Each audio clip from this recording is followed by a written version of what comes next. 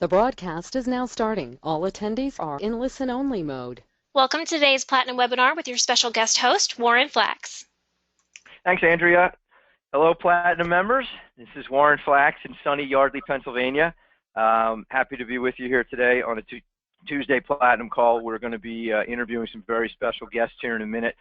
Todd is in New York City, actually, this week. I just spoke to him, and I was surprised. I didn't even know that Todd was allowed north of the Mason-Dixon line. So he's actually in New York, and I'm going to do today's call. So we have a great guest today on our call. I met these guys a couple of years ago, and we met in a titanium meeting. And what was so interesting to me and what impressed me so much about them was just how committed they are to following Craig's system.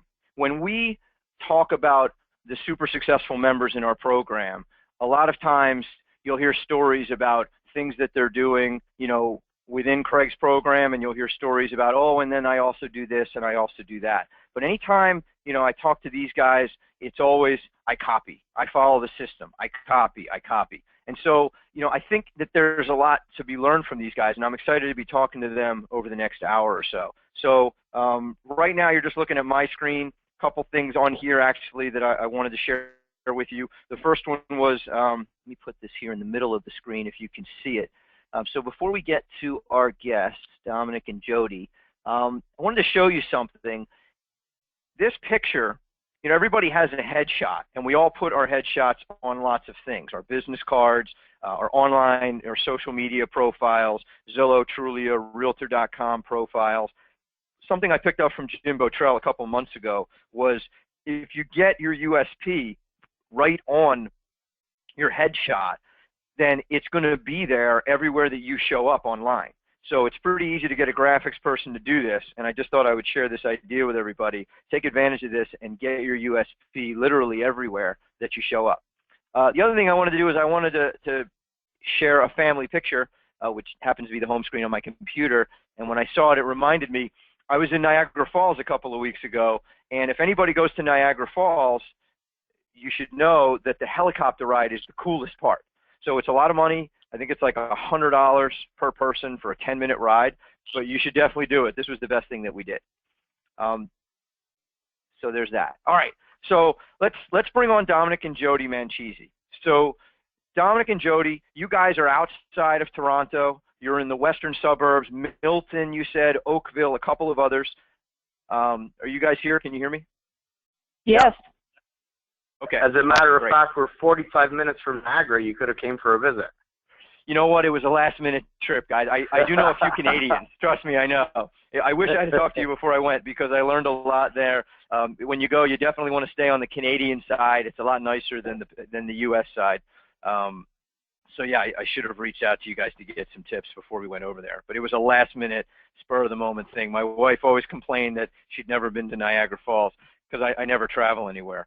So you guys were nice enough to come on the call today. Thank you so much. I know everybody's going to benefit from learning your story. Maybe you could just tell us a little bit about your real estate business. When did you guys get started in real estate? Did you guys start together, or was one of you licensed first and then the other one came on to the team? You know, what was your business like before joining Craig Proctor, and kind of what's the ride been like ever since? I was born into the business. So I followed my father into the business in 1996 at the ripe old age of 19 years old, which presented challenges being so young, but it was also a benefit because now I believe I'm still quite young, but I got a ton of experience also. And then Jody, when did you start? I started 13 years ago. 13 years ago, and that was kind of in the beginning, was out of necessity. So when I left my father, we were working together, and I left my father,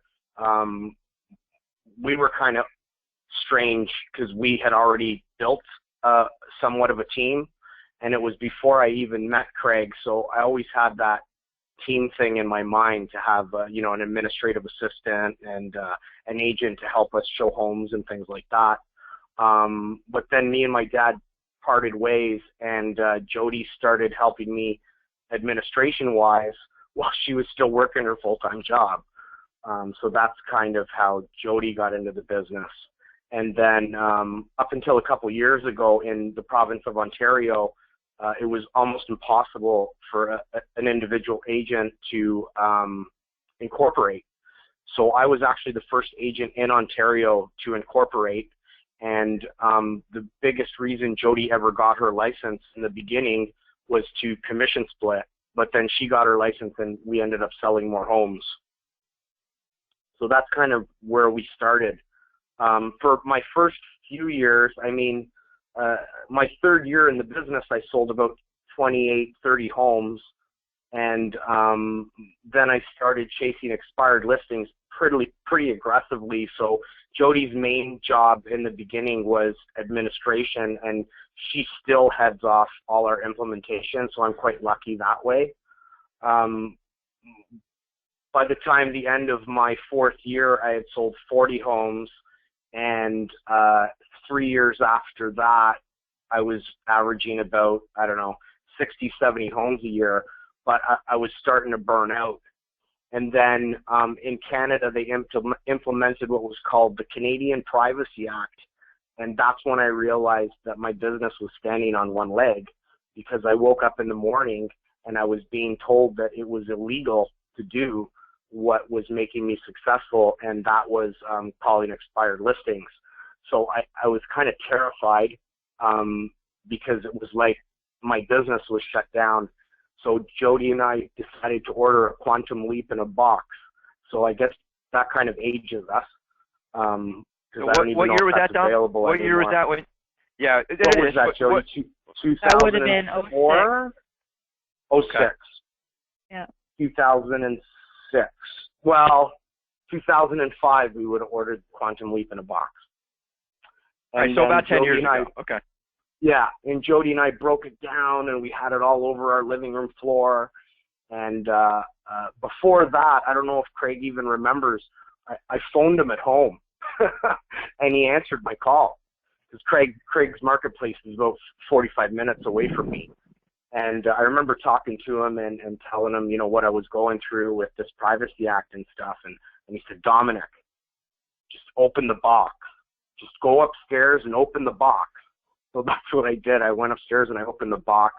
So yeah, Jody he also and I told us to go to a seminar so we can see what it was all go about. to the seminar. Yeah, exactly. But we worked it probably 3-4 months, right, Jody, before we went to the seminar? Yeah. Oh, yeah, definitely. Yeah, so I think we had a real edge by the time we got to the seminar because we had an understanding of the system. And then 2006, I was number 3 in Canada for Prudential and top 100 in North America for that company. And Jody was off because we just had our son. And I mean, she was still helping out in the background. I had an administrative assistant, and we were the number 3 team in Canada. Now, mind you, I was still working really, really hard because it was just myself, you know, doing everything except the administrative side. But that's why I think it's so important. Sometimes I hear the new guys in the system, you know, concentrating so hard on hiring buyer agents and outside agents, where the most important part of the system, I believe, and you can correct me if I'm wrong, Warren, you've been doing this a long time too, is the administrative side. So I always focused on the admin because that's the backbone of our business, and that's why Jody focuses more on implementation and watching our admin staff. I mean, she goes out and works with buyers when it's necessary, but we try to keep her away from that also. And then from there, we ended up being the number 1 team in Canada 4 years in a row. And then it got to a point where Prudential in Canada got bought by a large Canadian company, which is Royal LePage.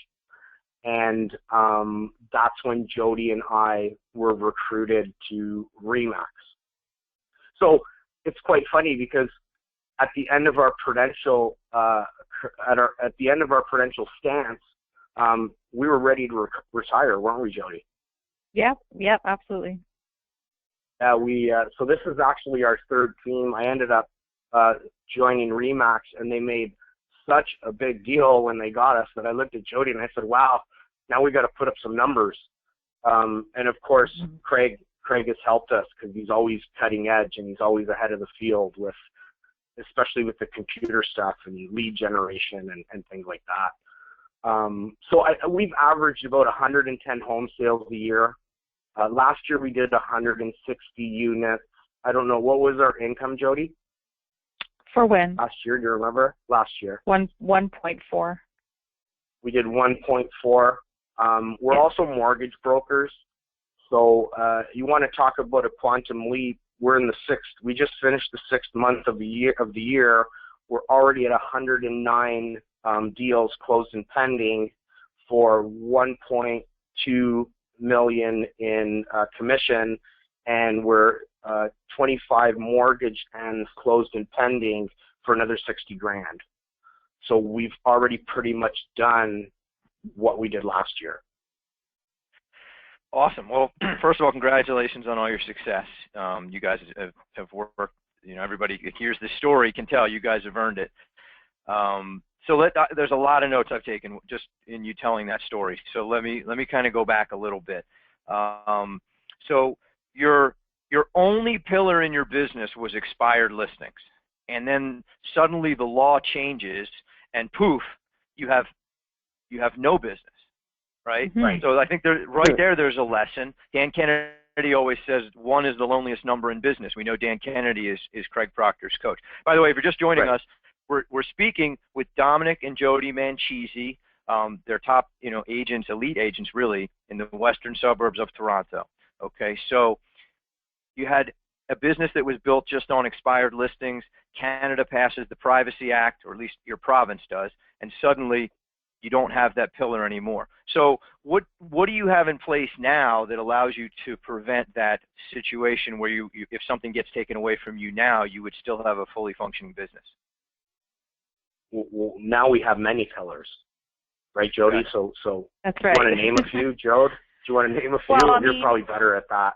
I know, right? Well, we have our marketing systems, and our marketing systems for each sort of thing. So into the expires, into past clients, for sale by owners. We have a strong administration staff to handle almost anything to come our way. And our non-branded postcard, that's the first thing we did with the Craig Proctor system, and by far is one of our best lead generations. We've never let that go. Yeah, so we're pretty big. Yeah, we're pretty big on free over-the-net home evaluations. So I mean, but hold on, guys, this is so old. I mean, Craig was doing this 20 years ago. This is so old and antiquated. Where's the new fancy, Snapchat marketing system? Nobody cares. Why are you doing this old stuff? Because the old stuff works. So I remember standing in a room full of 7,000 agents, and they had me on stage, the #1 guy in Canada for Prudential, and they had the #1 guy in the U.S. for Prudential. And I remember all those 7,000 agents, now we're going back a few years, saying how internet leads were, garbage leads. I almost choked. So out of the 109 deals that we've done this year, I can direct 21 of them right to the internet. Okay. And so that's big, interesting. And a big majority. So this is how important I think a free over-the-net home evaluation is. Jody, what do I do? What do I do every day? What do I call? You call leads. Yeah, but which ones? You call all seller leads. Yeah, home evals. All home evaluations. That's what I do. All home evaluations, yeah. Yeah, so I'm going to get to that. I'm going to get to that in a minute about how you guys spend your time and that interesting conversation about the ISA. But just back to, since you opened the can of worms now, I hope you have the rest of these numbers because it's not like we rehearsed this. But yeah. You had 109 closed so far this year. 21 are internet leads. So how many of them are obviously 88 of them are not internet leads, but how many of them are coming from different sources? Do you have that breakdown? So we pound our past clients. That's a big thing that realtors kind of forget. If you already have people that love you, I mean, the biggest thing that breaks my heart is when I wake up in the morning and one of my past clients listed with someone else. So I don't want anyone ever to think that I'm special in that way. We all run into that. You're never going to be able to satisfy 100% of the people.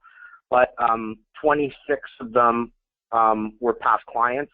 24 of them were referrals. So half of our business has come from that. So that's really, really important. And then out of that, another 8 were family and friends. So the reason we separate family and friends from past clients and referrals is because those family and friends are somebody that we've never done a transaction with. But the minute we've done it, if we do a second transaction with that family or friend, then it's going to become a past client. So a big majority of our business has been from that. And then the next biggest thing is the internet.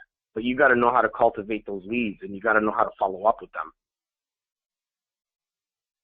Okay. Yeah, and it's a great point that you make about cultivating past clients and referrals. I remember years ago talking to one of Craig's top coaches, Willie Miranda, who does a great job with referrals. And I was under the impression as a newer coaching member that I'm doing it wrong if I'm getting a lot of business from referrals and past clients. I thought with Craig Proctor, I was supposed to only get business from lead generation. And Willie straightened me out. He said, Warren, every great business is built on referral. A good business should have about 60% of their closings coming from past clients and referral business. So sure enough, you guys are sitting here, 109 closings, 58 from sphere of influence, past clients and referrals. There you go. You're not quite at that 60%. You're 55% about. So that's about right. That's right where that should be. Mine's the same. I'm about 60% referral past clients. So I think that's consistently what members are going to see when they're doing this right. That's changed a little bit because when we were in retirement mode, it was about 70, almost 80% repeat and referral. Am I right, Jody? Yeah. Well, sure. Well, if you shut off the marketing. Exactly. So, and it was funny because I actually concentrated on my database, and that business still exploded. Now, the reason the percentage has come down is because now, like you said, Warren, we've switched on the marketing. So when you're building a business, you want to have at least 45, maybe even 60% new leads if you're a newer agent or you're building the business, because you got to work it. But once you're many years in the business, like our great friend Willie, or myself, or even you, now we have people that we've serviced before. And as long as you follow up with those people and stay in front of them, your business will even grow from that. The biggest thing we've implemented is and I just started this year, and it's been so powerful, is the gift of love. So our gift of love is Sick Kids Hospital in Toronto.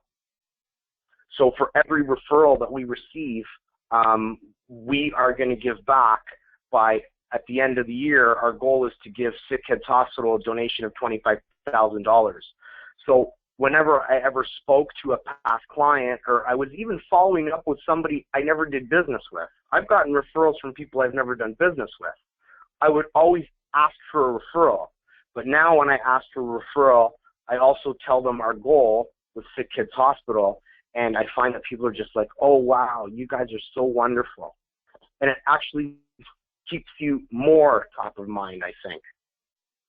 So let's drill down on that a little bit, because I think a lot of folks are in our program are buying into this idea of, aligning ourselves with a worthy cause and sending out Todd's referral newsletter, copying, Todd's newsletter and getting it out. I see a lot of members doing a great job with that. But what I think is missing is what you just mentioned in a lot of cases, and that is on the listing presentation or on the buyer presentation, asking for the referrals, leveraging the worthy cause face-to-face, looking the prospect, now the new client, in the eye after they've hired me, and letting them know that we're doing this business, we're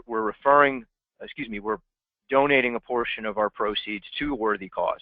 So what you're saying is you're not just relying on the mailing here that I've got on the screen, but you're actually asking for it and you're leveraging the worthy cause face to face.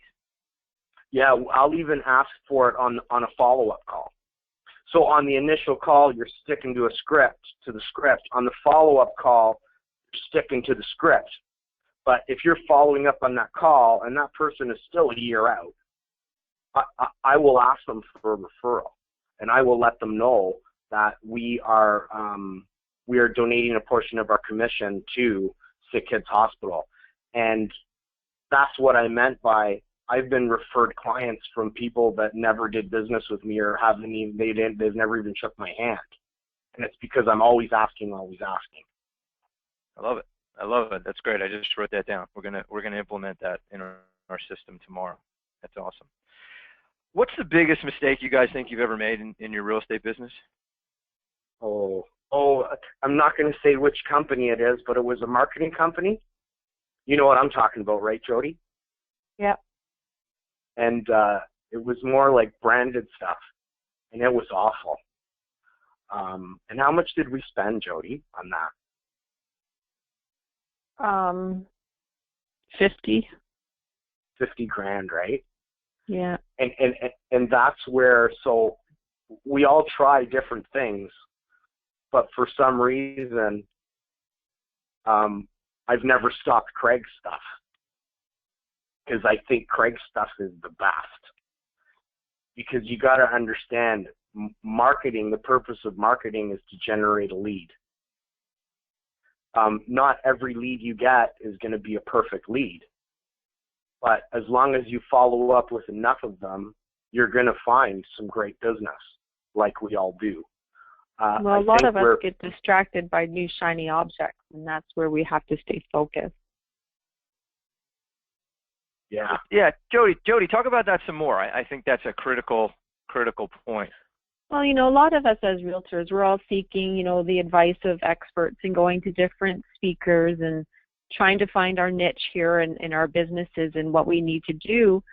We get some nuggets along the way, but we can be really sidetracked by a big shiny object that doesn't have any backup with it, but it looks good, smells good, must be good, right? But when you start implementing it into your marketplace and all of a sudden, it's not working and you're spending money on it. And Dom and I, when we try new things, we have a 6-month plan. That's our longevity. We'll try it for 6 months. If it's not going to give any results, then we'll back out of it. And we found in the last few years now, we just don't get sidetracked by shiny objects. We stick to what we know it works. Craig works. We stay, even when you guys come up with new ideas, we follow your lead, or vice versa, Dom and I. And I think just where we are is where we need to be. So, Jody, that's really powerful. Thank you for sharing that. Let's talk about that 6-month rule that you just pointed out, because I think some of our members get confused. I hear this a lot of times on coaching calls and at conferences. There's this notion that if I run something and it doesn't work, then that's it. I trash it and I move on. And so how do you guys balance the patience and the testing that's necessary to just get anything new up and running and working versus not wanting to stick with something for too long? Well, I have myself organized. I have my spreadsheets, my whatever, so I'm watching. So for advertorials or classified ads, say, maybe I want to try a new newspaper, my neighbor newspaper, which I haven't done before. So I slowly get into it, and I'll try each ad, track the ad. How many calls did I get? Well, this ad didn't work, this ad didn't work. And then, for me in my newspaper, there's 3 ads that work, that I will always get at least a phone call, but that's pretty low when I say just one. And I stick with it, but I've been tracking this in our town since the beginning. So I know what works. So if I know I'm not getting a result after spending X amount of dollars for 6 months, then that's the end for me. But I will try different methods, different ways, different placements, different fonts, different styles to see how I can capture the public to be able to engage them into, now not just newspaper, online, different headlines, different pictures, different fonts, and I'm talking about Facebook or Google pay-per-clicks. You can't just keep running the same ad hoping for the same result. It's like the fly hitting the window. You know, it's not open, it's not coming in. So try different ways. And I find even just the silliest thing like changing a picture all of a sudden grabs people's attention. I love that. That's great. Thank you. That's really helpful. And she's not talking about a picture of her and I. No. That's another thing where agents get sidetracked. We love, for some reason, real estate agents love to see pictures of themselves. And the public doesn't care. They really don't. Yeah, I'm talking about stock picture. Stock picture that will go with, like if I'm running a home inspection pitfalls. So maybe the one house I had on there wasn't as appealing or maybe too high end. Put another different picture of a different house and all of a sudden I start getting inquiries, or make a funny picture or something broken in a house. But there's lots of stock photos you can find online and you just work with it. You see what works. So Patrick Myers is asking, what market plan did they buy into? Oh, do you want me to say, Warren, who it was? No, we don't have to go there. So, I mean, if somebody wants to contact you guys privately. Yeah, it's a big real estate company. It's a big company that does real estate marketing, but it's like pure branded stuff, and it's not even good branded stuff. It's awful branded stuff. And so this was something that you guys did before you were in Proctor. You're talking about something in the 90s? No, in between, I think, right? Yeah, oh, okay. in between. We were trying other things, right? So, and we spent a whole pile of money on it. And the problem with this particular system of marketing was it was all about the love, right? But there was no direct response. There was no good information. So you'd send this stuff out, and it just wouldn't work. There was no USPs. There was no nothing. It was call to action, awful. Nothing. Yeah. Well, here's what I know about you guys. There are two things you're not going to outsource. Okay, you're not going to outsource your marketing. Sounds like you learned that lesson, and you're not going to outsource your follow-up. And I think those are those are the two areas where we have the greatest opportunity for improvement ROI in our business. And yet that's where a lot of members want to go. They want to instantly throw a credit card at some sort of marketing lead generation platform, or they want to throw, somebody else on the phone to call my leads. So maybe now would be a good time for you guys. Yeah, well, let's talk about that. Go ahead. So whenever I'm at even some of Craig's stuff, I mean, we all hear Craig say it time and time again, over and over and over, and he says, the last thing I gave up was the phone call. The last thing. So if the best real estate agent in the world, year after year after year, never gave up the phone call, and then all of a sudden you're in a room full of agents and they're trying to build, and there's nothing wrong with building an inside sales team, because I have another inside sales agent. But you see, because I'm the inside sales agent, now I've levitated that system. Now, when I hire another inside sales agent, they go, wow, I'm part of the board of directors because I do what Dominic does. The problem that most of these teams have is they're trying to delegate the phone call, and then they make it look like, you ever get those calls, can I clean your ductwork, or are you looking for new windows? We're not telemarketers. And the minute you take your team and you try to delegate the phone call, now you've just turned it into a telemarketing position. Where on my team, it's the highest and strongest position you could ever possibly have, because that's the way I've set it up.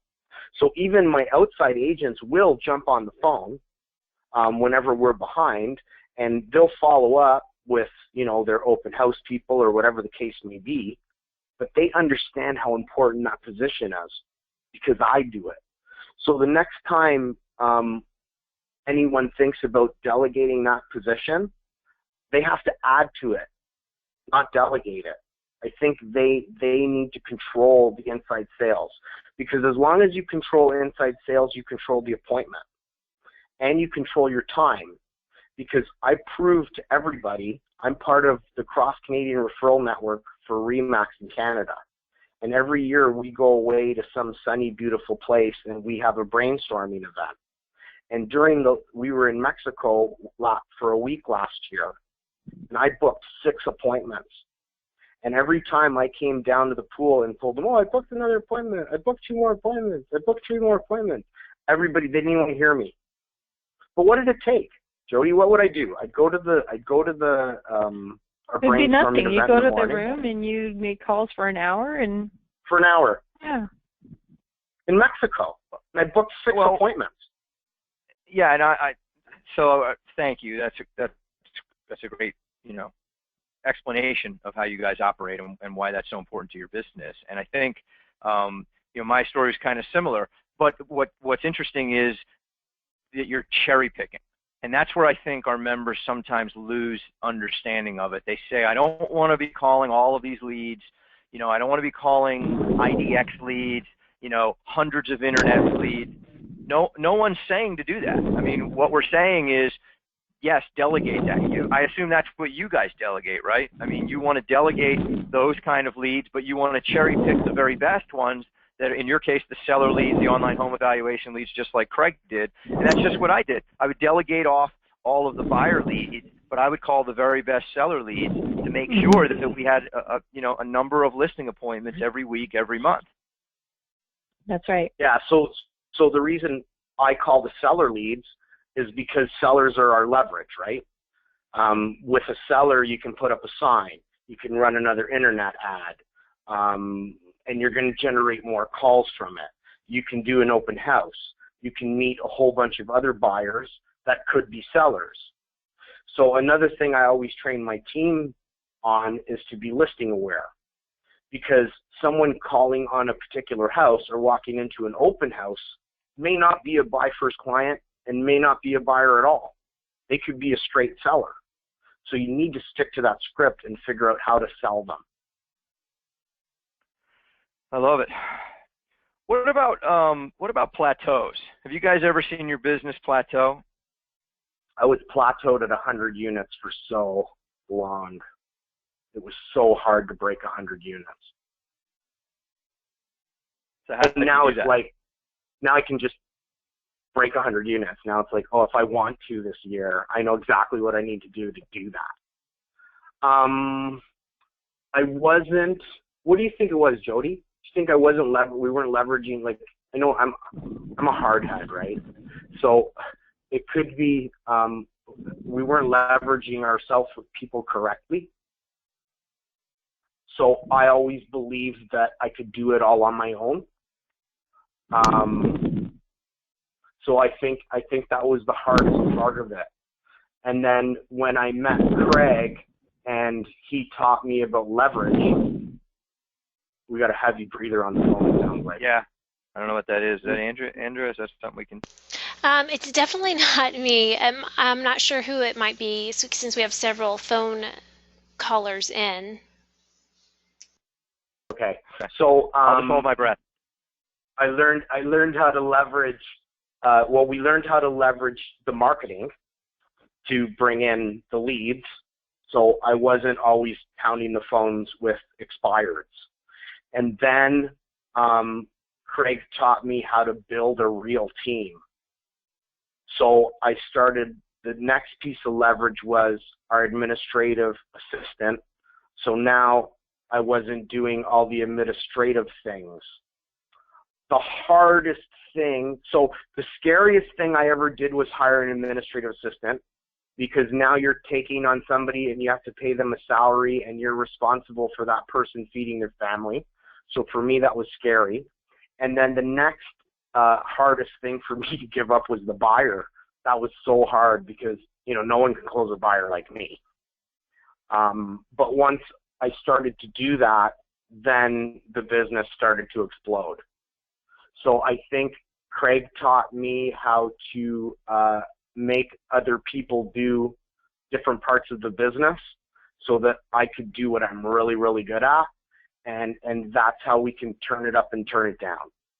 You know, if we want to sell 230 homes, we know how to do that. If we want to sell 100 homes, we know how to do that too. And that's the beauty of this marketing system. It's like that tap. You can turn it up or you can turn it down, which is really, really cool. So let's talk about, I'm sorry, Jody, do you have something? No, go ahead. I was going to say we have several questions coming in, so just let me know when you're ready. Okay. All right, let me just finish this one point on administration. So Dom, you're echoing something that I've said for a long time, which is and obviously this is coming from Craig for both of us, your first hire should be administration. And what I tell people in the States is, I say your first 2 hires should be administration, because you have to remember, in Canada, they already have the built-in transaction coordination taken care of. So if you're in the States, you need a transaction coordinator yesterday. And then for everybody else, you know, US or Canada or wherever you are, then you need to start getting administrative leverage before you ever start adding agents to your team. And you're just echoing what I've been saying for a long time. So obviously you guys are brilliant. So, well, Jody's brilliant. I'm just a grinder. So this third team that we were building, you must have beat on me, Jody, before I let you hire administrators, because I'm a penny pincher too, right? So why don't you talk about that, how we started cranking it up again, and administratively we were getting bogged down, and I was being a hardhead and saying, no, not yet, and then you forced me to do it, and then like now we're going to break 200 units this year. Well, this was just 6 months ago, because it was me, a full-time administrator and a part-time administrator, and we were going through a quantum leap, and the numbers were coming in. And I said to Dom, my girls are bagged. We're just not getting through the work. It's not getting done. And then Dom doesn't know what happens in the office, because he's in his office making phone calls and going on appointments. That's Dom's focus every day. So when I would say to him, we need somebody else, he'd say, what do you mean? What do you mean we need somebody else? We have everything. We're good. We're doing okay. And I'd say, no, we're not. So finally, I did win that fight. I got a second full-time person. So there's 4 of us, 3 full-time, 1 part-time, and now we can run the machine the way it should. So nothing's being missed, and that's the important part too, because my philosophy in the office is if a lead or a client needs information, we're getting that to them ASAP. There's no lack of communication with anybody.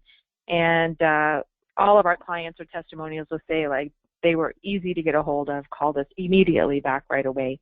And that to me is important. I want that type of feedback when they're out there talking about us. Yeah, Jody just brought up a really good point. I'm known as the fastest phone in the West. I'm telling you. And every client says to me, oh my God, you guys call back so fast, you respond so quickly. Wow, I can't believe how fast I got that text message. When it comes to customer service and people are selling and buying houses, another issue that we have as realtors is we do this every day. So to us, it's, the same old thing. This is our job.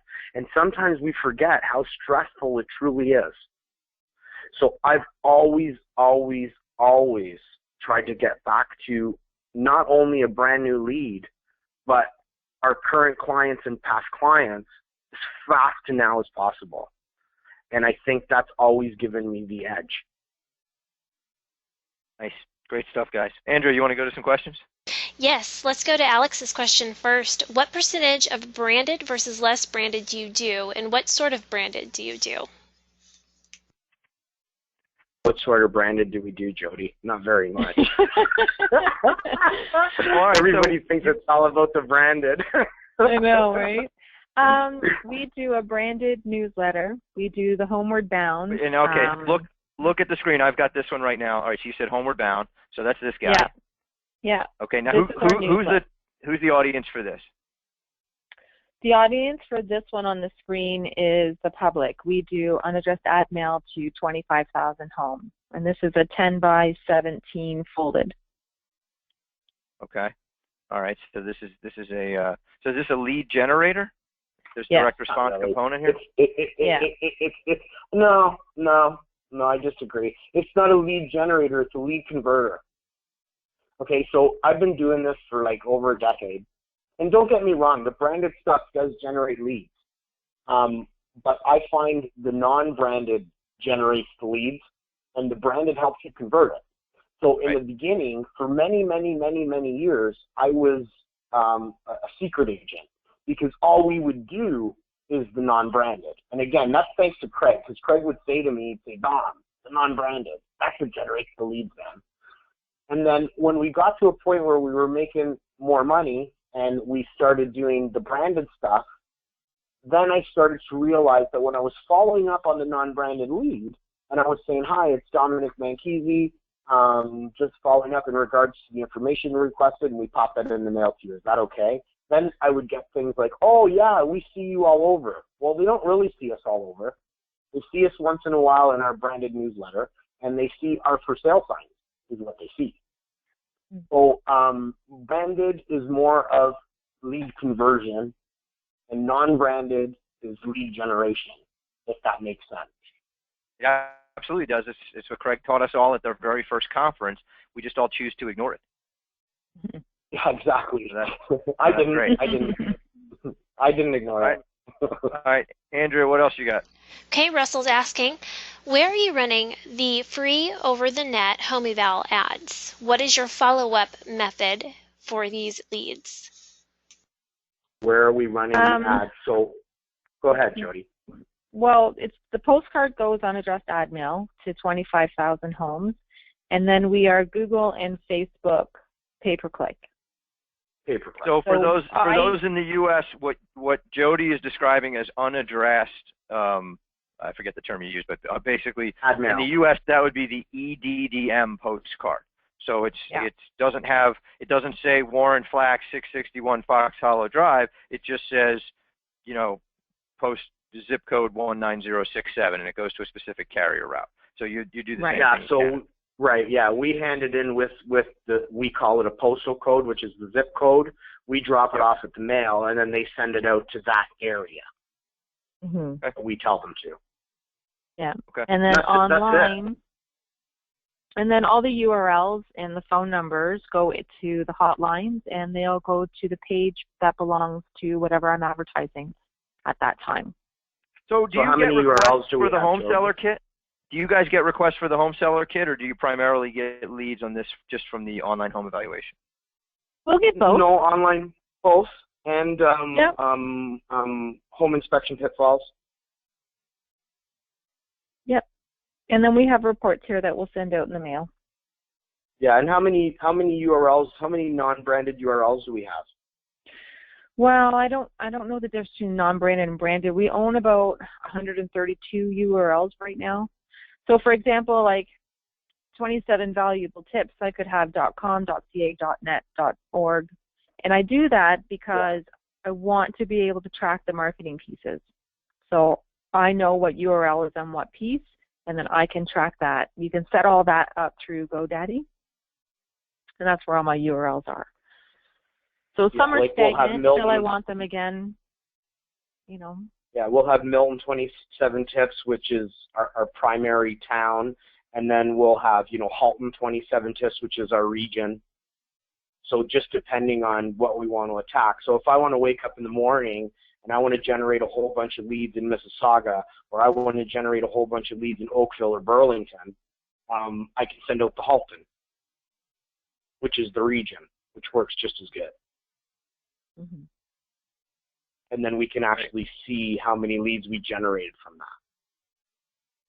But then we also track how many we converted.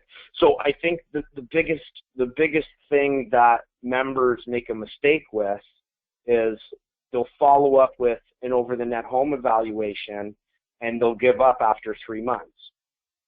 Where sometimes a year and a half later, 2 years, I've converted that.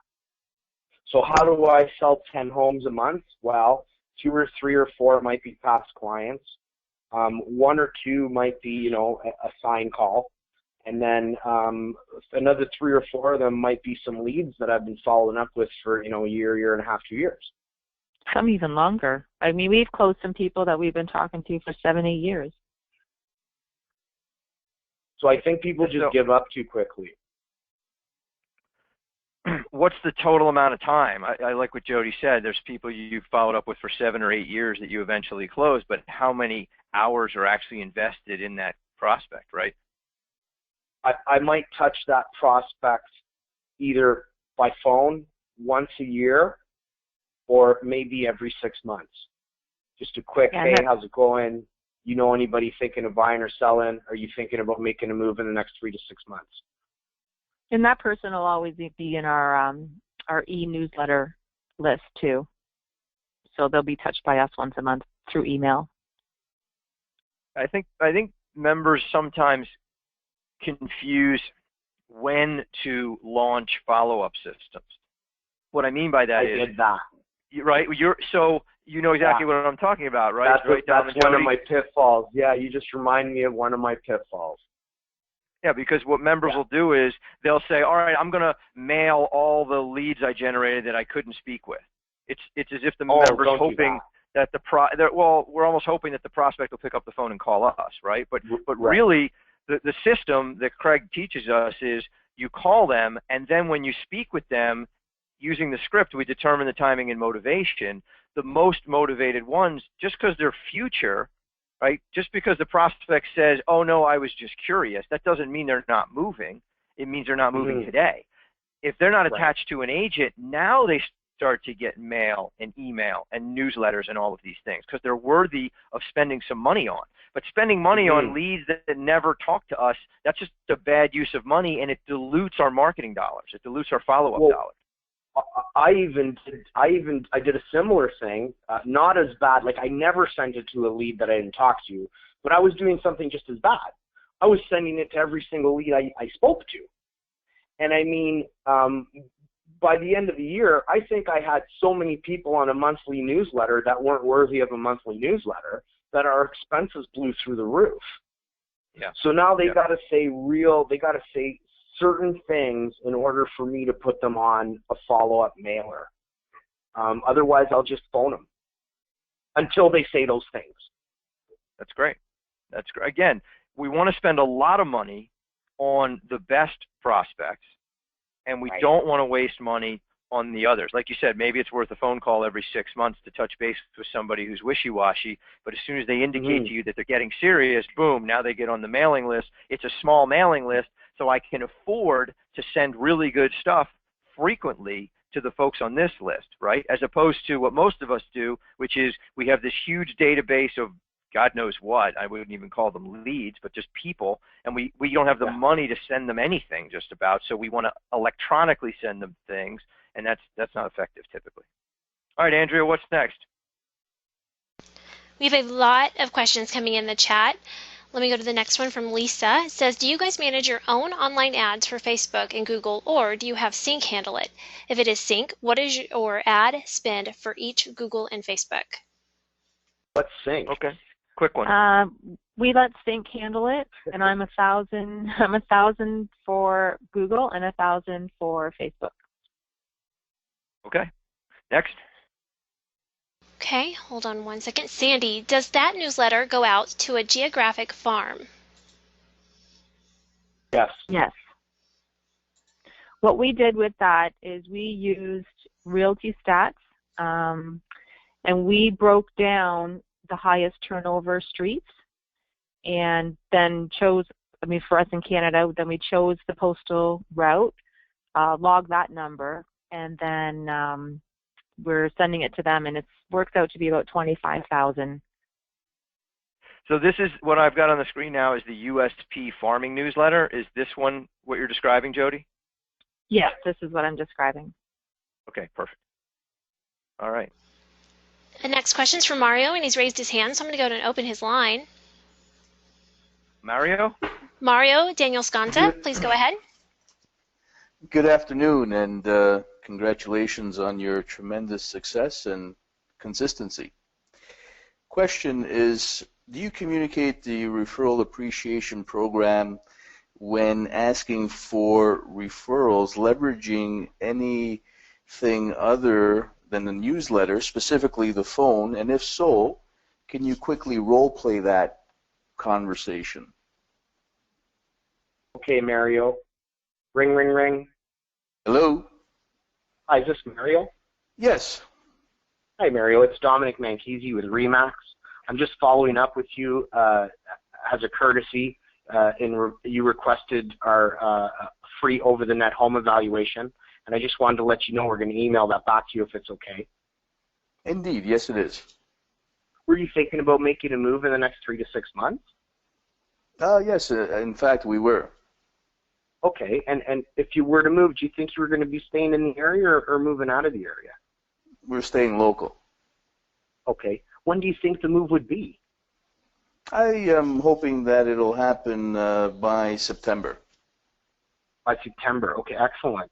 Now, do you want to list your home before you buy your next home? Or do you want to buy your next home before you sell? We want to find our next home first.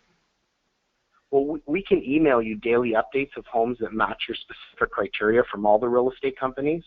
And some of our lists have company-owned properties and power sale properties and other types of distress sales, as well as off-market properties that aren't readily available on the internet. Do you think you'd be interested in something like that? Sounds really good, actually, yes. Fantastic. When could we get together for about 20 minutes? Is afternoons or evenings best for you? Afternoons is good.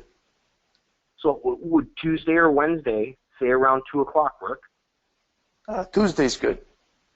And is there a Mrs. as well? Yes, there is. Could she be there also? Yes, she can. Fantastic. So I wouldn't ask that call for a referral because now I've booked an appointment. I can do that at the appointment. But if you had said to me, Mario,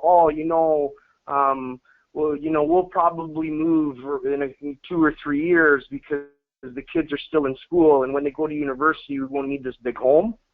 At the end of my qualifying questions, I know I'm not going to be booking an appointment. So I would have said, Mario, would you like to receive our free monthly newsletter, keep you in touch with the marketplace? Dominic, please forgive me because I didn't ask the question in the right way. I was talking more about the referral. I'm going to get that. Don't worry about it. We're doing that right now. So you just told me you're going to maybe move in 2 or 3 years when the kids go to university, right? Yes. So now I'm going to say, Mario, would you like to receive my free monthly newsletter to keep you in touch with the marketplace? A no-cost obligation.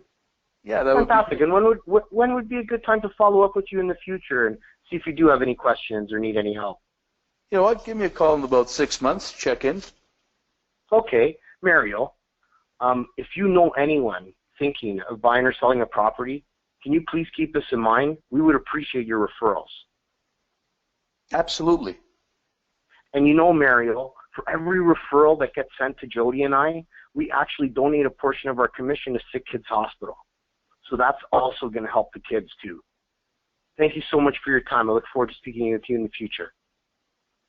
Right on. That's cool. Is that what you were looking for? Yeah. Now, do you have that? So relating back to that program, do you make those calls to past clients and centers of influence specifically relating the program, or do you allow the newsletter to?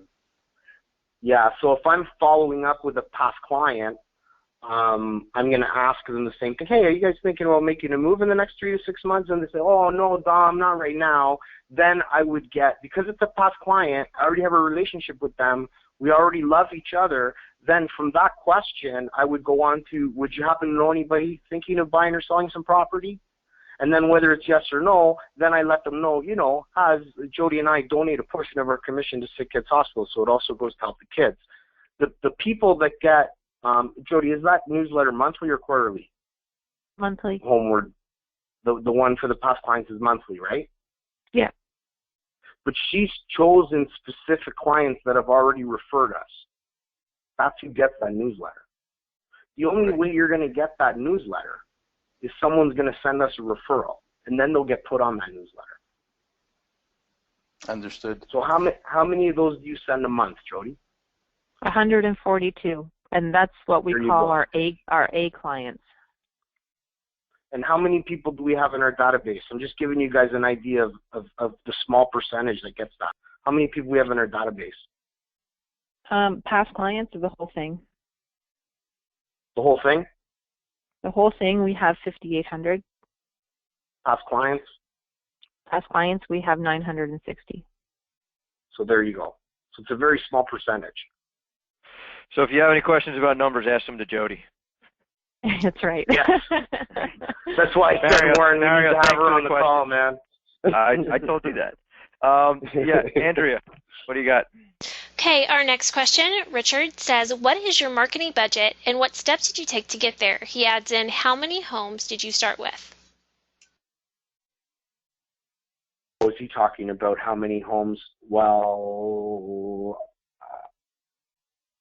So you guys last year, $1.4 million in GCI. What was your marketing? About what percentage of gross was it? Our marketing dollars were 400. Thousands, So $400. So that's like 25. That'd be good. Yes, no kidding, right?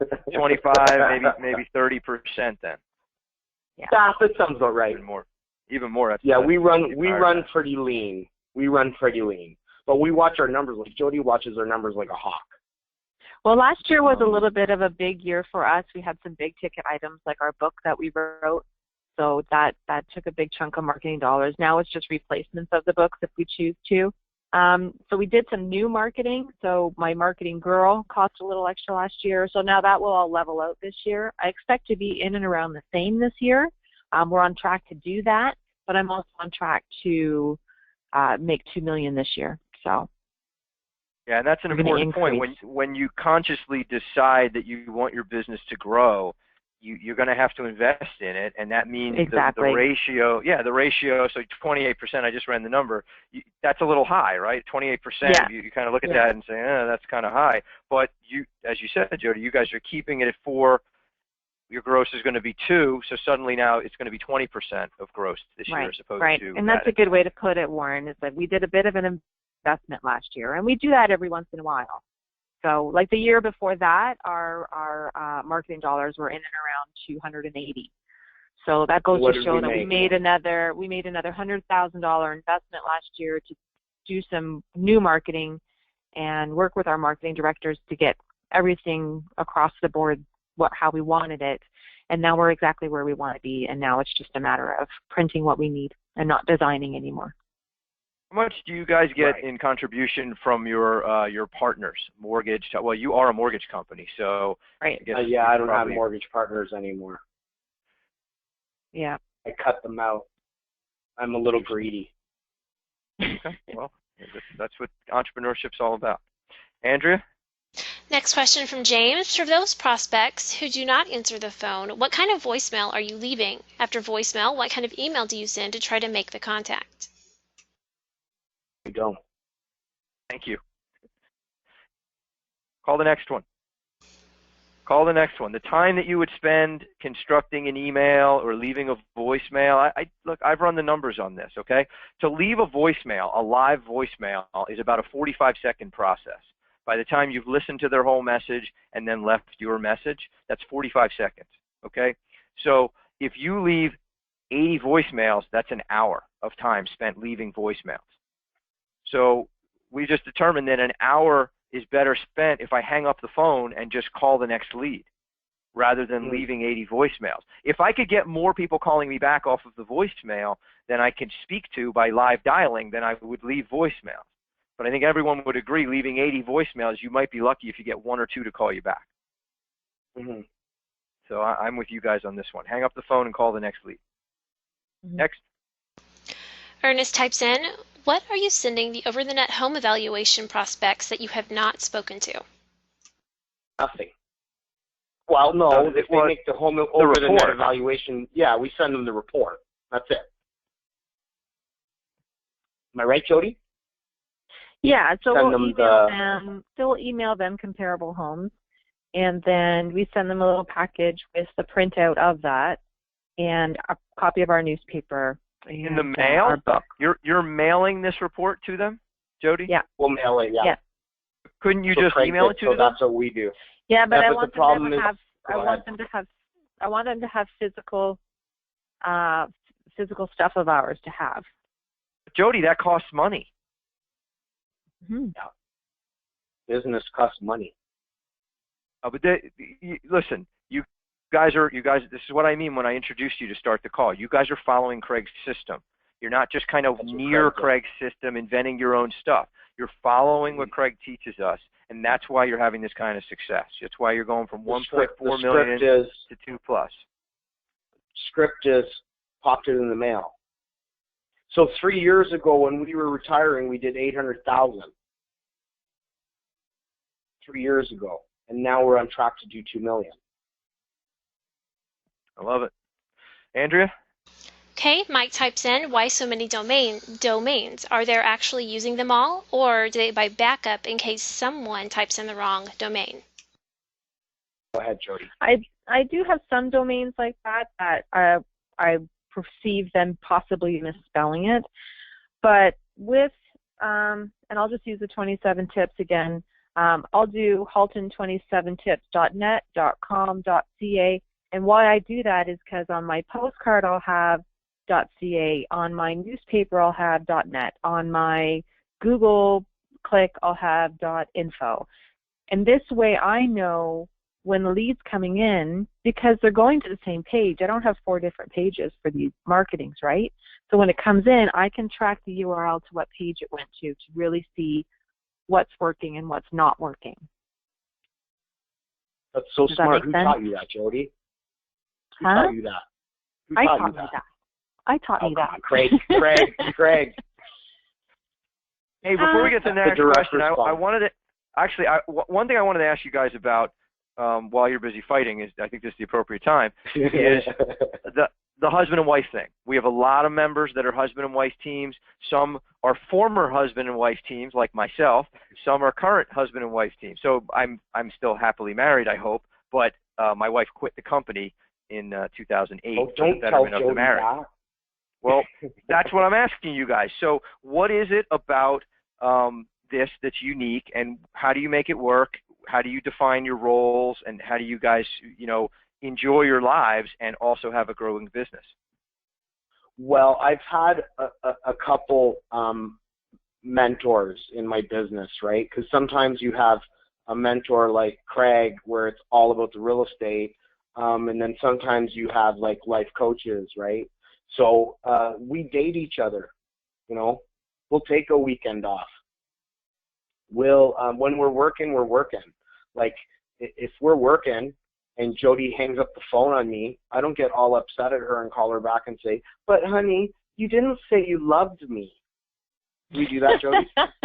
No. So I think the reason we've been so successful as a husband and wife team is because we both know when we're in working mode and we both know when we're in loving mode. But we always purposely take time out for ourselves where we'll disappear off the face of the planet for 2 days. And that's the beauty of building your team, right, is that you can do that once in a while. So that's really, really important for a husband and wife team because this business will just eat you alive. Jody? Yes. My point of view? Yeah, I would have preferred to hear that, but Mr. High Eye just had to jump in there. I know, right? Can you tell he isn't the Mr. High Eye? Patience, I think, is the best. You don't always get along. I like doing what I do in the business. I handle the admin staff, the marketing. That's my forte. I'm not the best out in the field, at listing. Like, I'm a high S, so I'm super organized, and I like my office to run the way office, and I think that's why we don't miss a beat. And if we do, that's okay. We learn from it. And Dom's a driver. He loves to just make those phone calls and go on appointments. And like you said before, we date. I mean, when we're on a date, then you got to put the business aside because you got to nurture the relationship as well because we got married first, and then we got into the business together after. So it's been a progression. It's been learning curves, no doubt, but I wouldn't have it any other way. Nice. Thanks, guys. Andrea, any other questions? Yes, we have several more. We have Austin with, what is your e-newsletter? Is it a CP template? Where do we see an example, or is it the Homeward Bound newsletter, only in email format? Well, I'm kind of hoping, and I've been talking to Sync myself, giving them my feedback that they should be having a built-in newsletter to help us out. However, I have been using ready-to-go newsletters for the longest time. I've Craig Proctorized it. So when I send it out, I just change the articles in, and it goes. I've kind of been using this now for about 9 years. I like it. I like the program. Costs about $1,000 a year, and it works for me at this point. But I would really like to see Sync have something built into their system, which I have a feeling is coming. They do, and it's here. I put it up on the screen. This is mine. So anyone that has Millionaire Agent, powered by Commissions Inc., as Todd would say, if you turn on your landing pages, you have an e-newsletter that is, proctorized, 9 buyer traps and how to avoid them. You can see it here. You can go to your Sync site and see it there. So there is something there. As Dom and Jody have more than adequately explained throughout this call, don't expect anybody to pick up the phone and call you from a newsletter. I don't even know the stats on how many people even read email that's coming to them from a stranger, but you do have something here so you can fulfill your promise, which we all want to do when we get leads and offer them a newsletter. Andrea, next. Our next, Brenda, what do they send if the client is not moving soon? Just comps or an? Hold on. I gotta take care of a poodle. Listen, it's a family business, right? Every member of the family wanted to be on this call. So there we go. What's the dog's name, Jody? Sophie. Sophie. All right. So we've got Jody, we've got Sophie, we've got Dom. Good. Well, Sophie's Todd's not on. Todd's not on for his loud train horn, so we had to have something. That's a good point. All right, so could you read the question again, Andrea? I sure can.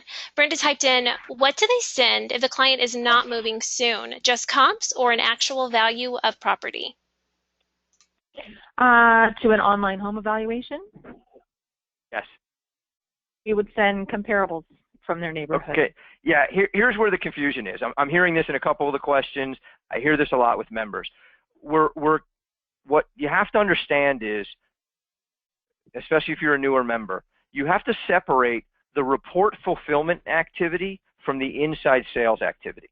Okay, so even when you're a solo agent, which most of us are, certainly most of us start out that way, okay, understand that when you get report requests, you need to block out a time in your day for maybe 15, 20, 30 minutes where all you do is fulfill report requests. Maybe 8:30 to 9 in the morning, whatever report requests came in the previous day, I'm going to send them out. Doesn't matter who requested them, doesn't matter if I've spoken to them or not, I fulfill the report requests, okay? Separate from that is the inside sales department, and I may be both. But the inside sales department's job is to call leads, ideally as quickly as they come in if you can. So when I'm calling back a lead, it doesn't matter if the report has already hit the mailbox or not. I use the same introduction like Dom said. Hey Dom, this is Warren Flax from Platinum Realty Team. I got your request for the online home evaluation. Wanted to let you know I put that together for you and it's on its way. You should get that within the next day or two. Is that okay? Okay, it's on its way. And the important thing for the members to understand is you're going to send the report no matter who it is. Even if I don't like the way this call goes, tomorrow morning when I'm putting reports together, you're still going to get one. So there is no difference in what I would send pending the conversation. You honestly... Craig says you follow up from a position of fulfillment. That's what he means, what Warren just said. Yep, very good, very good. Andrea, next. Okay, we have another from Lisa. We are planning on sending out a letter announcing our new referral program. Do you think it makes sense to send that out to any prospective sellers, current buyers we are working with, plus past clients, or is that a waste of marketing dollars and best to just send to past clients? I mean, confused with that question.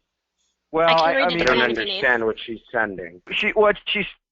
They're just launching their referral program now, and the best practice is just to identify your likely to refer, book of business. Okay, so as Jody pointed out, theirs is 142 people who are likely to send Dom and Jody a referral. My list is almost exactly the same size, about 140, 150 people.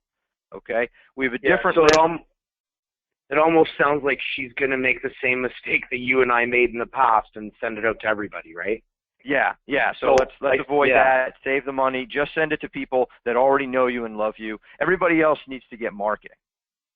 Yeah, so I would print off your whole database, and I would take the time and go through it name by name, and then look at it and say, oh, this person sent me a referral. Oh, this person sent me a referral. Oh, this guy sent me 2 or 3 referrals. And I would start with them. I would only put people on that referral program that actually sent you a referral. One thing I've heard from you, I've heard a few times, Dom, in stuff that you've said today, and Jody as well, more is not necessarily better. Right. Sending a lot of stuff to a lot of people isn't as effective as sending high quality stuff to the few, the vital few, right? Agreed. And that seems to be what you guys are doing. You even so much as you delineate between a phone conversation that, I'll call this person back, versus a phone conversation, oh, this is a good one. Let me make sure that we get them stuff in the mailbox as well as follow-up calls. Craig says it right. When you're speaking to your prospects, and this is another reason why you need to make your calls yourself, you're going to notice that they're either going to come towards you, they're going to move towards you, or they're going to move away from you on the second, the third, and the fourth conversation. And the ones that are moving away from you, that's okay. This is all meant to be a funnel. Andrew?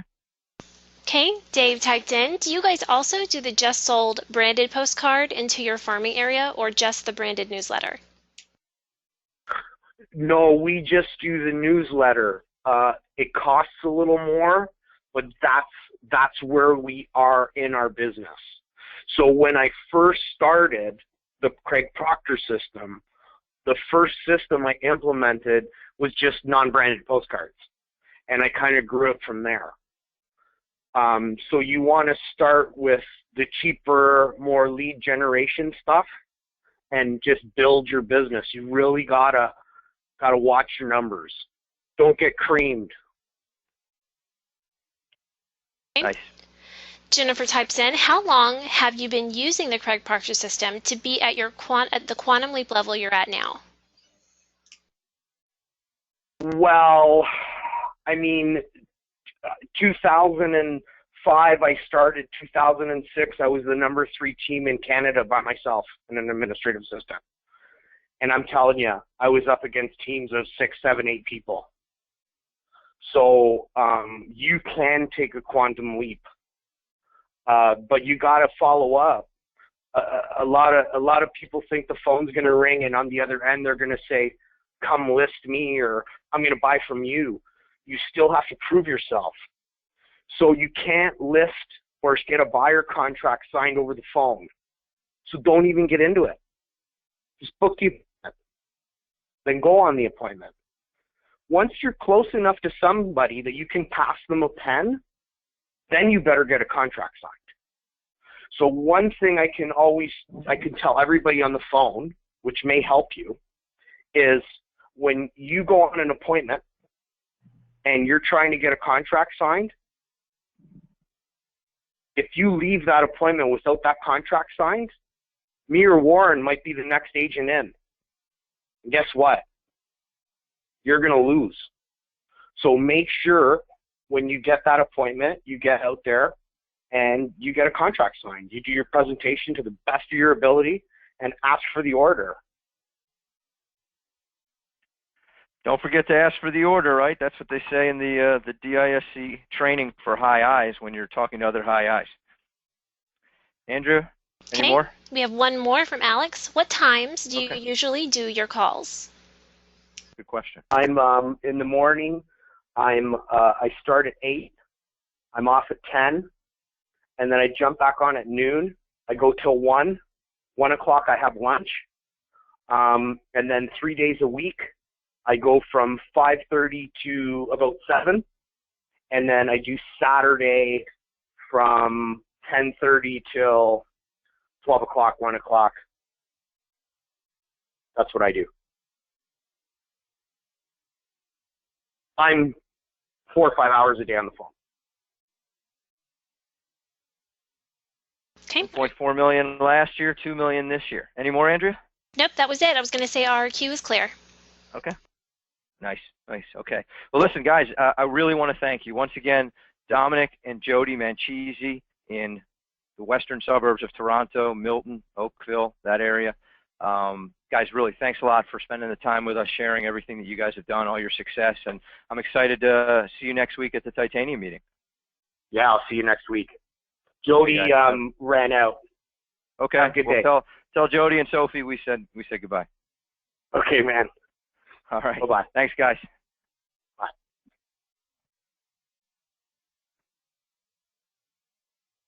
Andrea, that's gonna do it. Yes, We sir. can conclude today's call. I'm so sorry. I was trying to end it and my mic was muted. I would like to say thank you all for joining. Thank you, Warren. Thank you, Dominique. Thank you, Jody. Thank you, everyone. Have a wonderful afternoon. This officially ends the webinar for today.